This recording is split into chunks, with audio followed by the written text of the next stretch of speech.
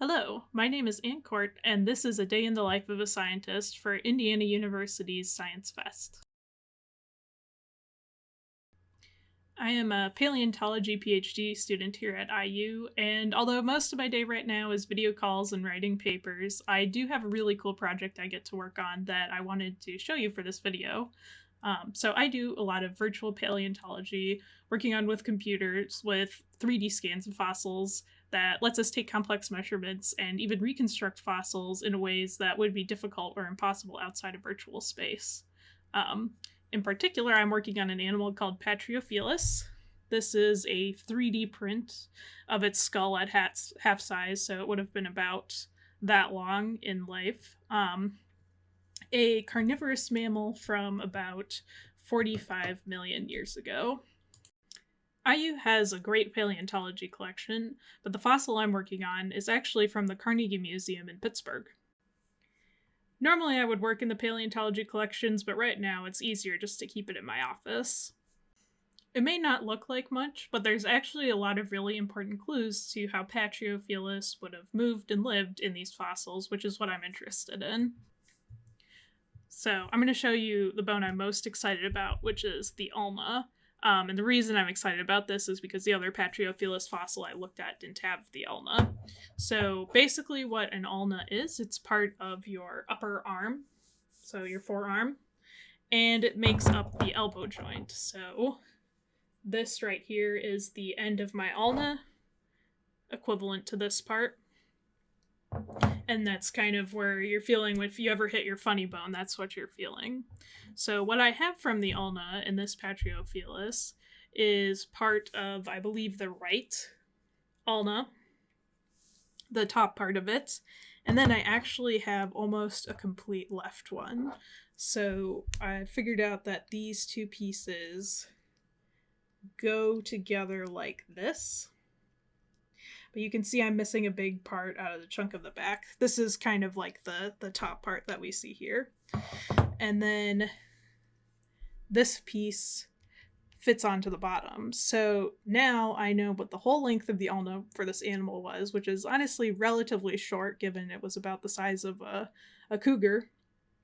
And I know that it had a really long olenocron process, which is the part where the elbow attaches, relative to the relatively short one that we have. So that tells me it would have had really powerful muscles attaching right there.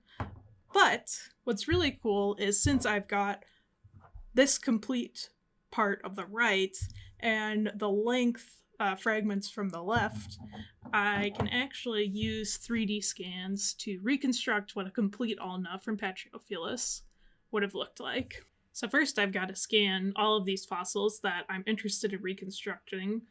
Here you're watching a time lapse of the ulna on my 3D scanner, and it can tilt and spin and shoot lasers at the object until it has a full 360-degree scan of the ulna in 3 dimensions.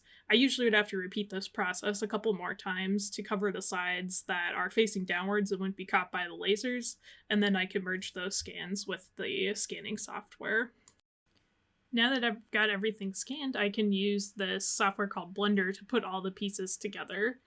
So believe it or not, this was actually made for making things like 3D animated movies. Think your Pixar's Toy Stories and Frozen's, that kind of thing.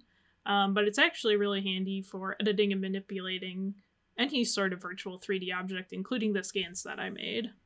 So first I will import all of the scans of ulna fragments that I want to put together.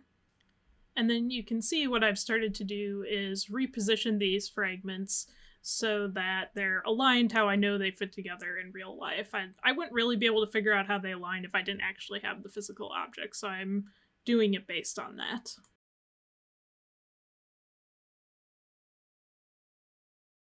So now I'll skip to where I've got all of these fragments aligned, including the right ulna aligned over the left ulna. You can see it kind of moving back and forth there. Basically what I did was I mirrored it, and then I got it to overlap as much as possible with that upper left ulna, because that way I can fill in the back part of the left ulna that I'm missing. And then I want to join all three of these segments together so they're all part of the same object. And I'm going to start joining up the segments together. So first I have to delete the end parts of these different sections, and then I can start bridging between the sections to make this one cohesive object.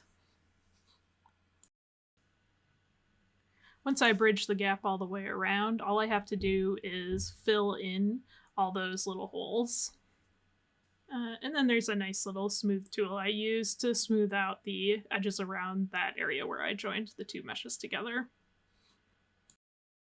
And there you have it. We have completed reconstructing the ulna from Patriofelis. So that's just one way we can learn more about fossils using 3D scanning.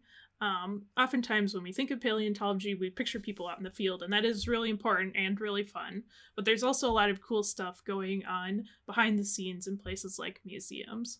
And if you have a young student who is interested in getting to look at fossils themselves, a lot of researchers have actually put 3D scans online.